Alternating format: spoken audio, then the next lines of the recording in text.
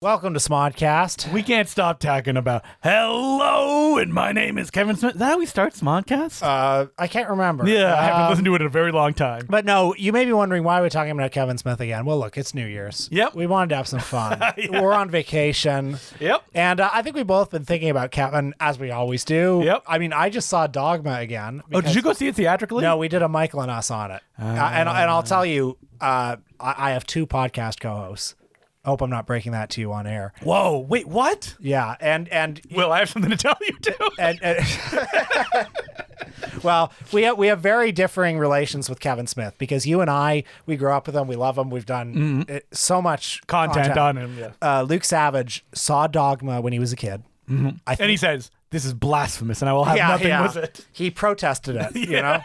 I think he liked it when he was a kid, but hadn't seen any other Kevin Smith content. And had not come into the context of who Kevin Smith is. And I think is repulsed by Kevin Smith. Viscerally. It's just everything about him. Luke has that too fat to fly t-shirt he wears all the time. Yeah.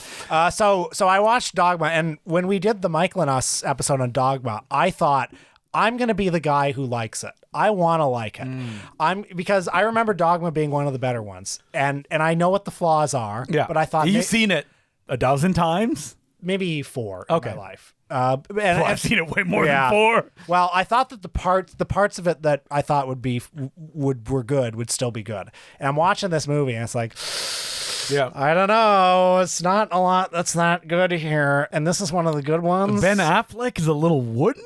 Also, like the second half of the movie, it's like watching the assembly cut. It's like long. There are so many scenes that are completely unnecessary, and also like. It's a cliche to say this about Kevin Smith at this point. Not a visual stylist? Not a lot to look at. Not a lot to look at. What are you talking about? The air conditioning turned on? Yeah. The scene where Linda Fiorentino and Alan Rickman are at the table talking early on, it's like, and then they go is dead. And they go to another place to keep talking. Like, this is dead. And they're just talking and talking and And talking. remember, on the commentary track, Kevin Smith goes, yeah, we were going to shoot inserts of all the stuff that they're talking about would appear. And it's like, hey, we decided not to. Yeah. All right. But we're here to praise him. Are you trying to come around and be like, but Luke Savage, he loved it. He liked it even less than me.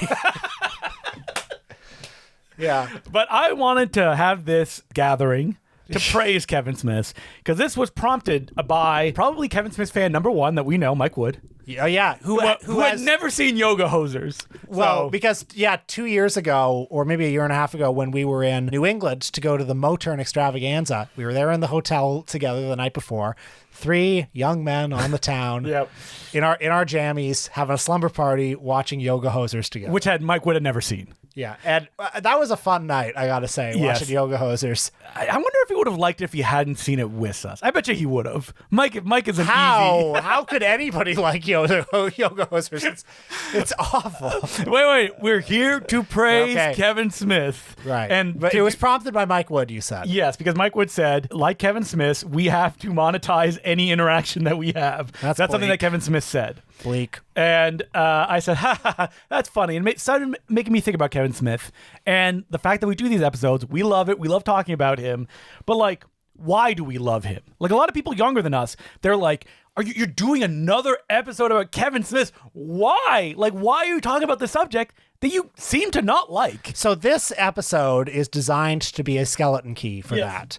This is one that you can refer to. When you take all the other Kevin Smith content, throw it in the goddamn trash. Yeah. This is the one. This is where you start from. Like, this is where the love that me and Will have for Kevin Smith, which is very different, that I come to it, we meet, but I think I have more of the film geeky comic book side that you do not have any interaction with. I think that's true. Although what I will say is the first thing I ever saw Kevin Smith in was a DVD called Stan Lee's Mutants, Monsters, and Marvels. Why are you watching this? I'll tell you why. Because my uncle got me Spider-Man on DVD in the big box. Oh, and it came with that. It came with that, and it had the film cell and had a bunch of stuff. It had that, and I knew who Kevin Smith was because Jay and Silent Bob Strike Back had come out that summer, and everyone was talking about it. And wow, so I was a Kevin Smith fan much earlier than you. Okay, because I was excited for Jay and Silent Bob Strike Back because I knew of his previous work. I think. Well, I knew what Chasing Amy was. Yeah. I knew what Dogma was, but Jay and Silent Bob Strike Back was the one where it's You're like, I don't know what this is. where it's like, oh, so this is him referencing all of his other movies. And then I found him very endearing in that Stan Lee documentary because you're like, oh, this guy, he loves comic books. He's one of us. Mm-hmm. You know? You, Will Sloan, a comic book loving kid. You know, in my way, I did love comic books. So what prompted you to be like, I need to see more of this Kevin Smith guy? Because It's I have just a very distinct memory of renting Clerks. Well, tell me. So I've probably told the story before, but it was a long time ago. Me and my friend were going to have just literally a night. We're going to hang out in his basement. We're going to watch movies. Mm-hmm. I rented Conan the Barbarian and Clerks. Mm-hmm. And I remember watching Clerks with him and loving it so much that we listened to the commentary right after, something I had never done before. I don't know where. Was it a message board that I heard about it? I don't know why. Why Clerks? Probably because it's in that zeitgeist of like, oh, these are like indie filmmakers. This would have been probably 98, 99 that I'm watching this movie. And I think that's also where he would have gotten me, because as a sort of precocious film savvy adolescent, I knew that like he was in that category of people like Tarantino, Linklater, Jim Jarmusch. You know, he was in that crowd of people. And I think that when you're talking about what we like about Kevin Smith, the number one thing is that he's a very affable, seemingly open guy. That when you start hearing about him, he's talking about what he does with a level of wanting to bring you in and self-deprecation that eventually, if you've lived as long as you have with him as me and Will has, gets very annoying after a while. Yeah, but yeah, his candor, and also, yeah, the interactive side. He was on the internet. He had a message board. I never interacted with that message board. Did you? No, I didn't. But like, I knew about it, and I knew that he was out there. And I knew that, like, in Jay and Silent Bob Strike Back, moviepoopshoot.com, if you search that, it was a real website, that he ran. Yeah. So, like, as a kid, I was really into like his commentaries, his movies, any interviews that he would do. Did you watch the Jay Leno segments? Yeah, I did. As they were, like, they posted on Ain't It New Cool News. Yeah, I did watch those. That's an interesting era, isn't it? Because, yeah, he was a director, but he was also he was kind of like John Waters in the sense a figure, a general personality. Yeah. You know? So he would do, I think it was like roadside attractions with Kevin Smith. Yeah, he'd go from place to place. He'd do weird things. Mm-hmm. Yeah. I remember there was one that was like on the set of Jersey Girl too. And you'd see him cavorting with like Vilmos Zsigmond, who didn't seem that happy. That was all during that period, which was kind of like a re-examination of his career, because Jersey Girl was always meant to be like, all right, I'm out of this like self-referential, God has closed the book of View Askew. And now I'm going to be James L. Brooks. Yes. I'm going to be Woody Allen for a new generation. That was his whole goal, and everybody's trying to lift him up and to get him there, and he can't make it. Yeah. Unfortunately. But it's that openness that would lead me to, and I think that as a fan of, so I remember seeing Clerks, and I'm like, I need to see his next movie. I get Mallrats on VHS, and I have a distinct memory of getting, and I don't think I'd ever done this before, getting two VCRs together. So I would record the rental tape of Mallrats to another tape so I could just have it, and I could just watch it as much as and I need to show this to all my friends. We need to get into Kevin Smith. And I will say, liked Mallrats? Yes, I liked it. Yeah, I liked it. Yeah, I don't think I disliked it. I. And I did have a friend in high school who liked comic books, who liked Kevin Smith. So I had someone that we could build off of each other of our love for Kevin Smith. So like, I'm reading the comic books he's writing. He does a run on Green Arrow. I read a magazine called Wizard Magazine semi-regularly whenever I can get my hands on a copy. He's all over it. He's like the mascot of this comic-centric magazine. So like, he's always present in a way. I didn't know anybody who liked Kevin Smith. Yeah. Actually, that's not true. Everybody had seen Jay and Silent Bob Strike Back. And been baffled by it. It was just one of those. Yeah. A lot of people liked it. It was a big studio comedy. Yeah, because it just had stuff. It had that stuff in it. There were kids who were quoting the like Sean William Scott sheep fucker scene or whatever that is. You know, it's just fuck the pie, etc. Yeah, et stuff like that. But no one popped when I don't know, Brody from Mallrats showed up or anything like that. Yeah, although I do remember there was when I was in grade 11, it was the summer Clerks 2 came out, and I went. We've told the story. I dragged a friend to a theater. So that's true, but actually I have a new story. It's not barely a story, but like I did one of those like fly to Europe and get an English credit courses. Wait, what? Yeah. Like if you're in high school and your parents want to buy you a good grade, they basically like you can sign up and take an English credit like overseas somewhere, you know. Okay, so how long do you have to be overseas? Like for a month. And I was there Wow. with like a bunch of other kids. Wow, la di da. I never heard this story before. Yeah. We were in London for 3 days, then Oxford for 2 weeks, and then Dublin for 2 weeks. And I just remember there was one kid who was there who I never saw before, never saw again. Yeah. And for one day, we had an epic conversation about Kevin Smith. Really? Because I think somebody said something about Clerks 2 coming out, and all we did was talk about Kevin Smith and how awesome he was. Yeah. And how like, And then did he just and how like Dog was the best one because actually it's smart too. So, man, all these Kevin Smith memories are like burned in my brain. Because I remember seeing Dogma at my stepmother's parents' farm, renting it on VHS and watching it. And I remember stepmother going, that Ben Affleck's a little wooden. He is a little wooden. Yeah, he is. Well, on my most recent viewing, there's the scene. The most expendable scene was the one where it's like 2/3 the way in, Ben Affleck and Matt Damon are in this like parking garage. that was Kevin Smith's favorite scene of the movie. He's like, when the Oscars would play, that's the scene that would be. Kill your darlings. That's what I say. Get it out of there. And so, man, I have a distinct memory of all this. So what's weird about going to see Clerks 2, it wasn't with my Kevin Smith friend. It was with someone who had a car who is from Belgium, and he must have been baffled. He's like, yeah, that was good, I guess. They fucked the donkey. Or... Yeah, we've said this before. Seeing Clerks 2 with actually, yes, the one friend I had who liked Kevin Smith, and just on the long bus ride home being like, was at a good, loss right? for words. Yeah, the donkey scene wasn't great, but you know. But we're so into Kevin Smith, and it's like, maybe it's just because we're coming up at a certain age. This person is in a position that we think is so far away, but he's open in a way that nobody is. And people need to remember that, like, now this is dime a dozen. yes, Now- they're all on social media. Yeah. Everyone's open and talking about stuff. He was the only one like that. Like, Tarantino felt a million miles away. Yeah, Tarantino would pop up every now and then, shoot his mouth off, promise a million movies, talk about a million movies, and then disappear. But he was not present, if Yeah, you will. like back then, they ascended, Yes. you know? And Kevin Smith always felt like he was down in the dirt, in a way. Yeah. Now it's like Guillermo del Toro, Ryan Johnson, Edgar Wright. These people, like, They're everywhere. yeah. You can't get rid of them. Yeah, please. No. We If any of them want to be on the show. we all.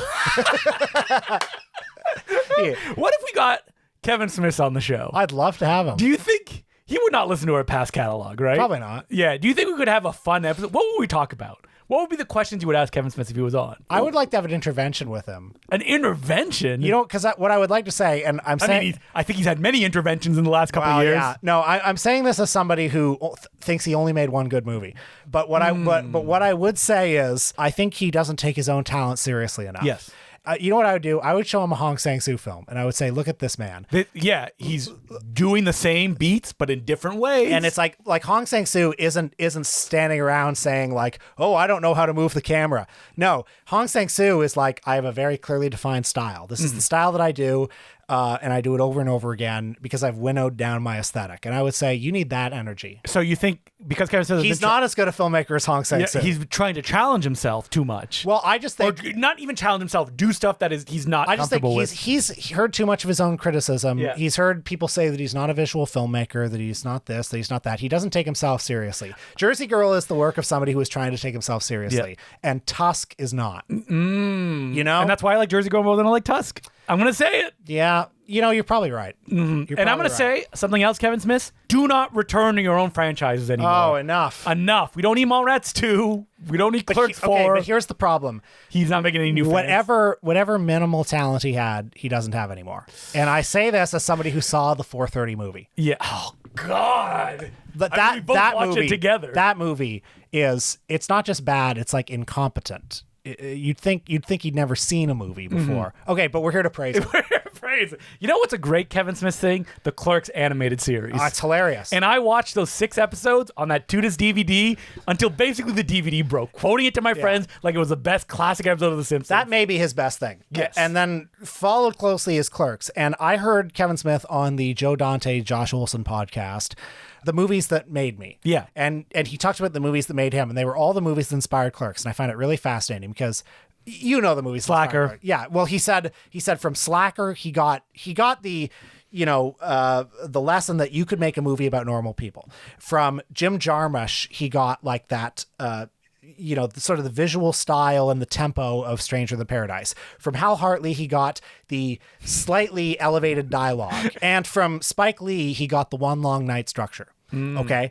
And you hear that, and it's like, okay, this guy saw 6 or 7 interesting movies. And then never saw any other again. Yeah, he combined them all into this one movie that has all those things. That's speaking to where Kevin Smith was in his life at that time. Yeah, so I think my other advice would be watch more interesting movies again. Yeah. Maybe live life out of the bubble. Well, he can't, though. Like, he's at the age that's not going to happen, right? Yeah. Like, which is unfortunate, and we have Clerks and the Clerks I recall a TV show. podcast where he was talking about Red State, and he was saying that the handheld style, he was inspired by the visual style of Let the Right One In. So Interesting. maybe that's the last interesting movie he saw. Yeah. I don't think it worked I in don't Red really State. associate Let the Right One In with a handheld style, but you know what?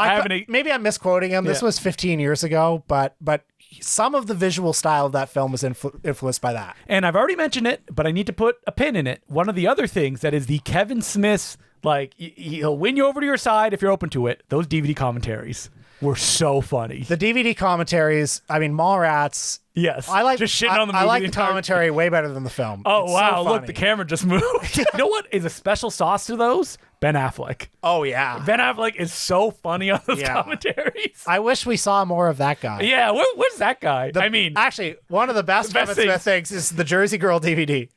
The conversation between the two of them. yeah, there's a is video so funny. featurette, and at one point, Ben Affleck just loses his shit, and he's like, "Oh yeah, people need a Jay and Silent Bob bookcase."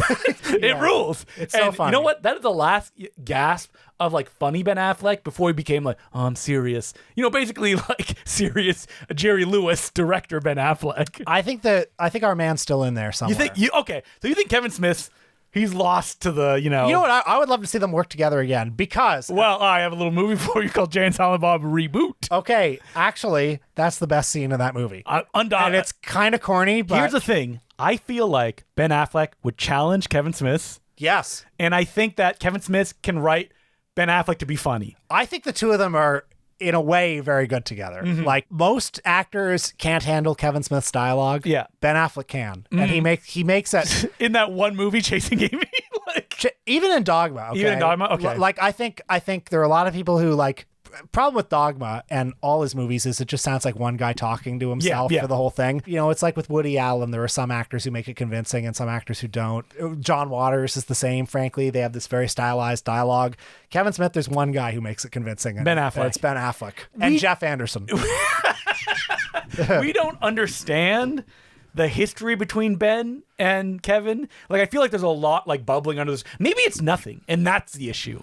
Is that they drift apart, and that's it. I think clearly what's happened is that Ben Affleck became a AAA movie star. Yes. Also, let's be clear. We know the Kevin Smith lore that Ben Affleck's wife and mother of many of his children does not like Kevin Smith when they co-starred in a movie together. Oh, Jennifer Garner. Jennifer yes. Garner. His ex-wife. His ex-wife. That's what I mean. And what was the movie It was that Catch and Release. Catch and Release? The Jennifer Garner, Timothy Oliphant. I never saw that one. Did What? you? You never saw Catch and Release? I wish you folks could have seen. Justin almost rose out of his chair. There's Kevin Smith's commentary on that DVD. He looked like he was going to beat me up. Who else is on the commentary? I don't remember. Probably the director and somebody else. Not Jennifer Garner. No. All right, they do not like each other. Maybe I'll get that DVD. Is it going to be one of those DVDs that's $1 or it's $500? There's nothing in between. Yeah. When it comes to that kind of one. Okay, but talking about things we like about. All right, we got to do the big one in the room. An evening with Kevin Smith. Oh. Yes. Which is the Eddie Murphy Raw for white kids who read the Ain't It Cool News talkbacks. Even if it was Kevin Smith, I think still holds up. Oh, it's hilarious. It's so funny. It is. The Prince story, the John Peters story. If people don't know what this is, it was a 2-disc DVD of Kevin Smith used to go do Q&As. When you watch this, I think there's a bunch of warning signs of what will come, which is someone asks a question and Kevin Smith talks for 90 minutes. Mm-hmm. He's very personable. He's talking to them. But this is an issue. We're going to talk about something else I love about him, where he doesn't let other people speak. I know that may sound funny coming from me, the ultimate interrupter, but like Kevin Smith, like it's just endless. And I remember that like when I got into his podcasts, that was not present. But let's talk about Evening with Kevin Smith a little bit more. Those stories are so funny, and that like they seem so off the cuff. Like he's just like, oh, let me just tell you the story that I've never told before. Well, he also hasn't quite developed the persona that he would develop later, where it's like, hey guys, it's me, Kevin Smith. Yeah. Like, I find him pretty insufferable on stage now, but back then he seemed a little more human scaled, you know? Mm-hmm. Yeah, he just seemed like someone that was just talking to you. He seemed like, well, yeah, your friend talking to you who's like been in Hollywood, like had Tim Burton mad at him, who had Prince mad at him, He seems like the normal guy within all the madness that Yeah. is the movies. And eventually he has to become a mascot of sorts where he's like, hey, I'm on the IMDb yacht at Comic-Con interviewing the cast of Green Arrow Season 5. And it's like, oh my God. I just think too much time being a brand. Have you ever felt a version of this? You have 10 podcasts, like the weird differentiation of your public and private selves. And I bring this up because Kevin Smith himself recently had a mental health crisis. Yeah. And I'm not saying this to make fun of him. I think I saw an interview that he gave about this. I thought it was very interesting to hear him talk about it. But when he was touring one of his movies recently, he had a sort of, a mental health crisis because he forgot who the real man was, basically. He lost himself in his persona. Well, what I will say for people who have not met me in real life is that the difference between my podcast persona and my real life persona is, like Jerry Lewis, my podcast persona is much more excitable than my real life persona, where I mostly talk like this all the time, and I'm like, oh, Will, it's time to watch Clerks. That's so Let us true. enjoy. More George Clooney-esque, if you will. Yeah.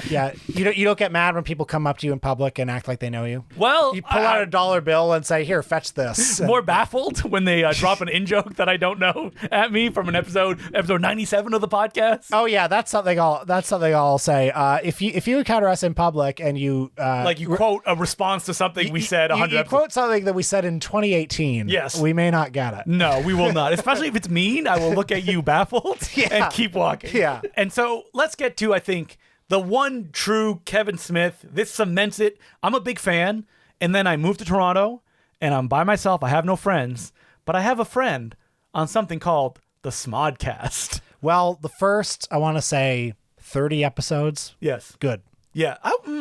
How long does it go? So we when we were on a car trip, the last long car trip we did, we found that breaking point of this is when it stops being good. It's Zach and Miri. Yeah, that's what it is, because that's when he gets into weed. Yeah, because the first year of the Smodcast basically covers the production of Zach and Miri. This is a Making Porno, podcast that Kevin Smith did. with Scott Mosier. And it is. And he's still that guy. And you listen to those podcasts, the Kevin Smith on there is unrecognizable.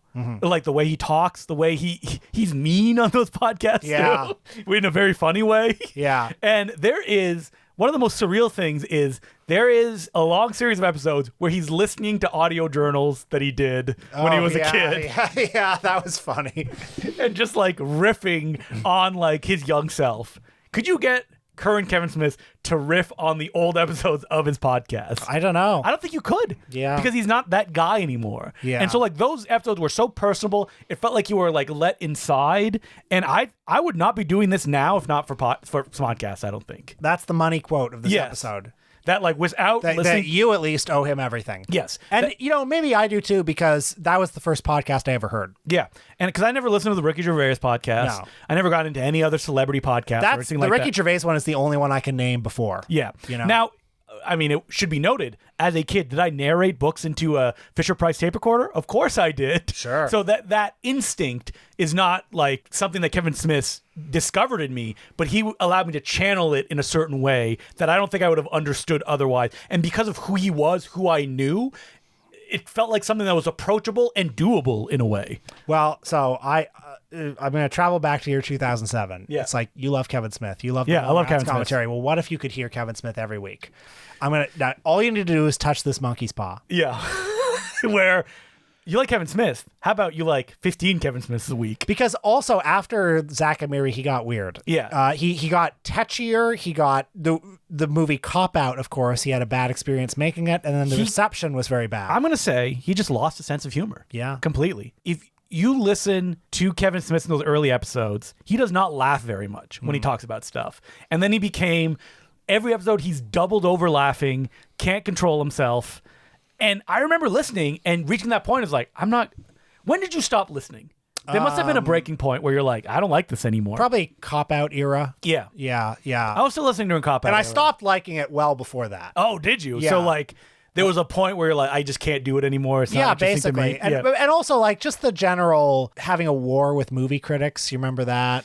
when War was movie the critic Too Fat to Fly. Yeah. So you're still with it during this period. I guess I'm like not obsessively, but I guess I'm following him because there's also when he takes Red State to Sundance. You remember that? So you're coming back in for that though, because that's real. Well, later. because Red State was like he was promising that one for years, and part of me that's rooting for him. you is want like, him to succeed. It's like, okay, well, what does this look like? He's making a passion project, a horror movie. Michael Parks is starring in it, and John Goodman. It's like, what does this look like? And I just remember him doing that crazy speech at Sundance where he's like, I'm creating a new model for independent film where we self-distribute. And the way that we do that is we buy Radio City Music Hall and show it there for a night and do this tour that's entirely built on the back of my cult of personality. And it's like, I don't know how replicable that model is. I remember following that Red State stuff and it seeming like a whole new Kevin Smith. Like he had edited that movie before they were done shooting. Yeah. And he's like, I'm just going to keep doing this. But didn't it seem like he had kind of lost his mind because he was so I think a little bit confrontational with everyone at that time. But I wanted to believe. I wanted that like he was doing something else, something different, and that it would be. Boy, we did an episode on Red State. It's awful. I like it less when I watched it last time. When did I fully disconnect from Kevin Smith? Well, I never have. But on a You'll keep coming back. On a day-to-day basis, it was Red State. It was after that. There is more of a loyalty because like Will was like, let's go see Jay and Silent Bob reboot, and I was like, well, I wasn't planning to, but all right. Yeah, that was a fun night. Yeah, it was a fun night. So I think it's more like. I look at it as kind of like a relative that's kind of like lost their way. I'll visit them every now and then. Yeah. But like, could you imagine? Does he still do podcasts? he does so many podcasts still, I think.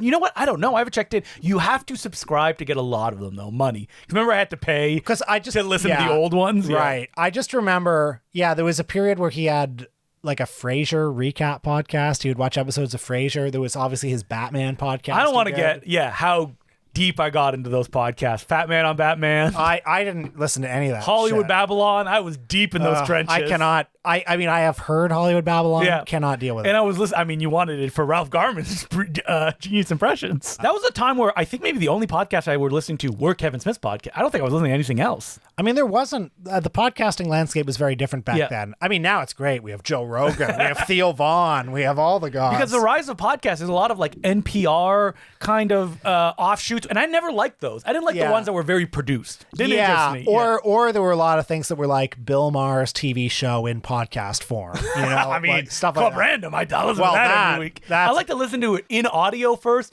and then visual because I get like a whole different experience. Have you ever seen Club Random? I've seen clips of it. Have I watched a full episode of Club? No. Why would I do that? I mean, I watched the Woody Allen one. And Yes. it was like we talked about it. It's awful. It's nuts. My dad was a big Bill Maher head. Many years ago. Everyone's dad was a big Bill Maher head. My dad, I remember watching Dennis Miller in regular rotation.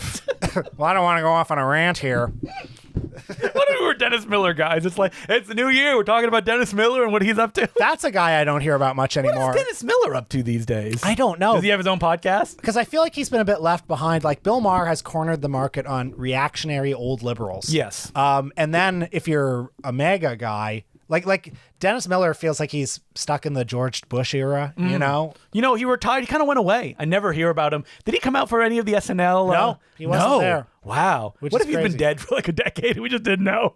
People, check in. If anyone lives near him, knock on the door. See if Dennis Miller's okay. And you know what? Go spin Bordello of Blood for the starring Dennis Miller role. I think we threatened it. Did we do him on like... We did Bordello with Blood Why did years we ago. do it? Was it a Patreon episode? Was Dennis Miller in any other movies?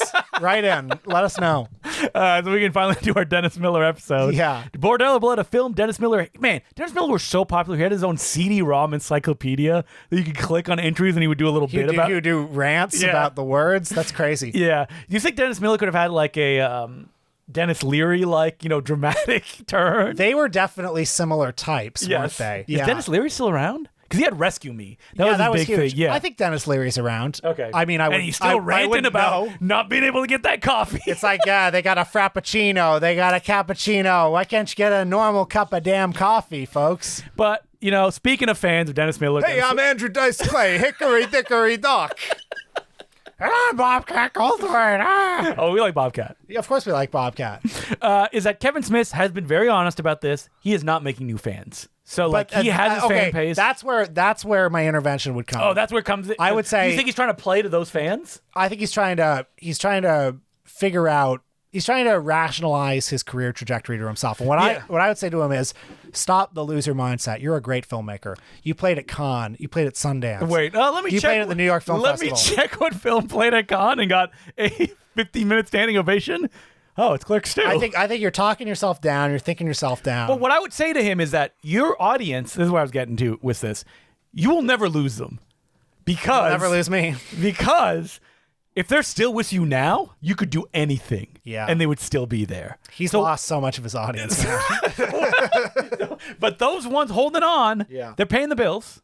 Yeah. So what I'd say is just like, what would you want for Get Together with Ben Affleck? Number one, you need somebody that can challenge you and that knows you in a way. What's Scott Mosier up to? Come on, like you guys aren't hanging out anymore. I don't think, right? You know what I would say? I would say write a story, and this sounds too obvious, but I would say Does he need a This Is 40? Write a human scaled story about issues you care about, and don't have it with your little Jay and Silent Bob shit. Don't have your little in jokes. Get a serious actor. Get a good producer, a strong producer. That's what he needs. He needs a strong producer. I think he has a lot of yes men producers that are following him around, doing whatever he wants. Would his story be about like weed addiction? I think that could be great. Yeah, or even, unfortunately, his mother passed away recently. Like, could he make a movie that deals with that in some way? Make a movie about being older and feeling in decline. Yes. Don't make it about you at a comic book convention and you're making fun of the people that attend that. Yeah. Please, get out of that. I think he has it in it. Oh, boy. Then I think of Clerks 3, and I think of that cutting and the setup. Oh, man. Okay, here's the thing. As a filmmaker, Kevin, God. number one, you're shooting your next film on film. Oh. That's it. 16 millimeter, that's what you're doing. That's going to trap you. You put that camera down. You let those characters do the dialogue. You do not try to edit around it or any of that shit. You know what's amazing? No Justin Longs, no famous people. Yeah.